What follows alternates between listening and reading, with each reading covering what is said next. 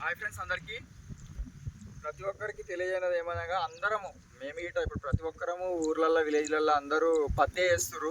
పత్తి పంటలు మొత్తం ఎటు చూసినా ఏ ఊర్లో చూసినా ఎక్కడ చూసినా పత్తి పంటను వేస్తారు. కాబట్టి నార్మల్ పప్పు దినుసులు వేసుడు బంద్ చేసారు. ఇప్పుడు ఇట్లా పెసర్ అన్నమాట, ఇది పెసర్ చేను. ఇట్లా పెసాలు వేసుడు అనేది మర్చిపోయినాం మస్తు మంది.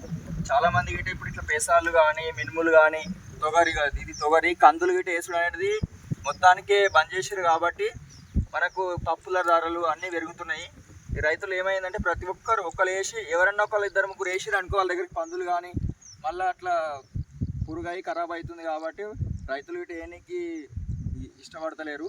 ప్రతి ఒక్కరు పత్తి పంటనే వేస్తున్నారు. ఇట్లా పత్తి పంట కాకుండా ఒక 10 ఎకరాలు 5 ఎకరాలు ఉన్నోళ్ళు ఒక చేనులో మాత్రం పెసాలు శనగలు జొన్నలు ఇట్లా కుస్మలు ఇట్లా తొగర్లు ఇటు వేసుకున్నారు అనుకో, మనకి తినడానికి వస్తాయి, మళ్ళీ అమ్ముకునే గిడ వస్తాయి. వీటి రేటే ఎక్కువ ఉన్నది. కాబట్టి ప్రతి ఒక్క రైతులకు తెలియజేయనది ఏమనగా, భూమి ఎక్కువ ఉంటే కొన్ని పంటలు విడివిడిగా వేరే వేరే పంటలు వేసుకుంటే, నువ్వులు కానీ ఇట్లా పెసాలు వేసుకుంటే మంచిగా ఉంటుంది. పప్పు దినుసులు వేసుకుంటే, శనగలు పెట్టుకుంటే.